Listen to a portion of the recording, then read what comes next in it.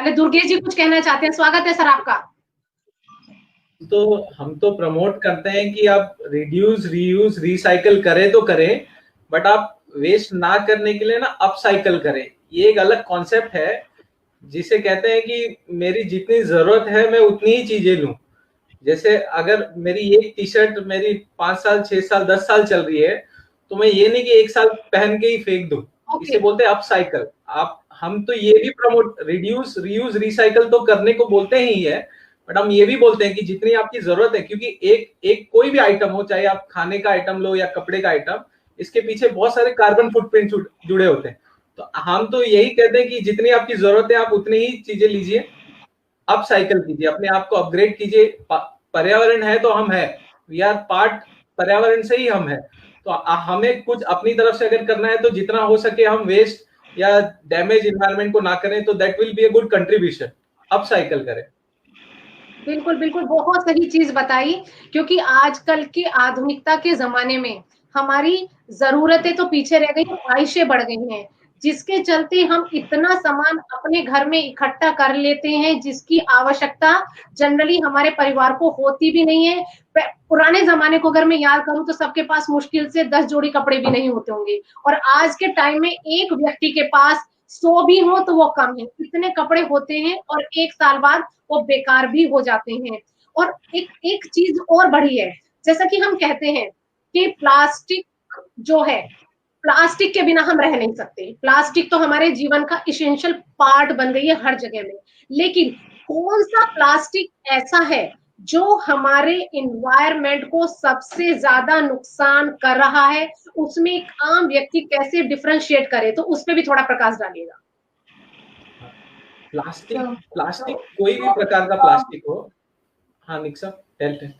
हाँ, सो मेरे मेरे हिसाब से मैम 2 टाइप के प्लास्टिक है जो हमें बिल्कुल ही अवॉइड करने चाहिए।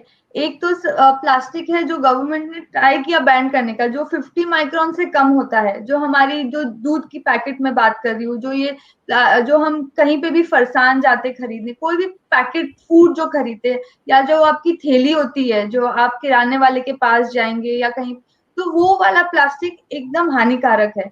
और दूसरा प्लास्टिक है माइक्रो प्लास्टिक। तो हम ये रियलाइज नहीं करते, लेकिन जो हमारे कपड़े हैं, वो भी कपड़े जो हमारे सारे हैं वो प्लास्टिक के बने हुए हैं। तो जब हम पॉलिएस्टर जो भी खरीदते हैं और वॉशिंग मशीन में डालते हैं, तो उसके थोड़े जो छोटे छोटे रेशम निकलते हैं और वो फिर पानी में जाके अपने नाले में जाते हैं। अब वो नाला तो कभी कभी अभी मुंबई में होता है स्यूज ट्रीटमेंट, बट वैसा प्रोसेस ही नहीं है कि वो माइक्रो प्लास्टिक्स को, वो प्लास्टिक के रेशम को निकाले और फिर वो समुंदर में अपने जो फिश जो इकोसिस्टम है उसमें फिर घुल जाते हैं। एंड वो बहुत ही हानिकारक होता है और उसको ट्रैप करना बहुत ही मुश्किल होता है। तो इसका सोल्यूशन क्या होगा, हमें क्या करना चाहिए फिर? हाँ प्रदीप जी कुछ कह रहे हैं। हाँ please sir. Sir you are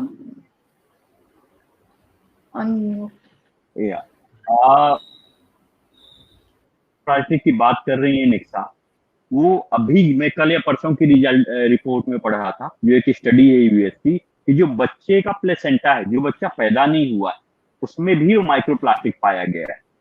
यानी जो बच्चा पैदा नहीं हुआ है उसमें वो माइक्रो प्लास्टिक जो दिखता नहीं है, आपके कपड़े में होता है, सीवेज ट्रीटमेंट से उसका ट्रीटमेंट नहीं हो सकता है। ऑलमोस्ट पूरी दुनिया में ऑलमोस्ट 90% वाटर जो पानी हम पी रहे हैं वो कंटेमिनेटेड हो चुका है माइक्रो प्लास्टिक से। कुछ जगह तो ये पाया, जैसे जब प्लेसेंटा में पाया जा रहा है, बच्चे से माँ से बच्चे में वो प्लास्टिक जा रहा है, तो आप सोचिए कितना हानिकारक है। एक जो सिंगल यूज है हमें दिखता है, जो हर जगह समंदर में ज्यादातर प्लास्टिक जाता है, डंपिंग ग्राउंड में सबसे ज्यादा प्लास्टिक होता है सिंगल यूज, पर दूसरा वाला दिखता नहीं है, पर वो इससे भी खतरनाक है। हमें कहीं ना कहीं, जैसे हमें लगता है हम पॉलिस्टर के कपड़े हमने खरीदे, कहीं अभी आपके कितने सारे टेस्ट पाए गए, यानी आप कोई भी पानी पी रहे हैं तो आपको लगता है कि आपका प्योर वाटर है, पर नहीं, उसमें माइक्रो प्लास्टिक है। और आई थिंक कि अभी रिसर्च रिपोर्ट चल रही है और कुछ दिन बाद ऐसे भी टेस्ट आएंगे जो आपको बताएंगे कि आपके ब्लड में कितना प्लास्टिक है, आप उसे निकाल नहीं पाएंगे। जैसे आप अपने शरीर से पूरा ये खून नहीं निकाल सकते हैं, उसी तरह आपके ब्लड में सर्कुलेट होने लगा है।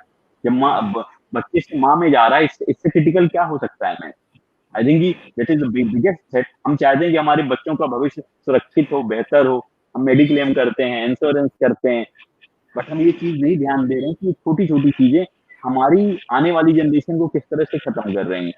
और आई थिंक हम उनके लिए क्या गार्बेज डंप यार्ड छोड़ना चाहते हैं कि पानी भी पीने लायक नहीं हम छोड़ रहे हैं, खाना खाने लायक नहीं छोड़ रहे हैं। मतलब कहीं पे भी आप जाइए तो माइक्रो प्लास्टिक सबसे खतरनाक है।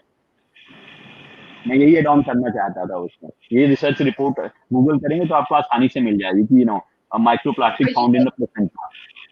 ये आपने कितनी गंभीर समस्या की ओर इंगित किया है कि मेरे तो रोंगटे अभी से ही खड़े होने लगे हैं कि हम समस्या से घिरे हुए हैं, लेकिन हमें आभास तक नहीं है कि हम कितनी कठिन परिस्थितियों से गुजर रहे हैं।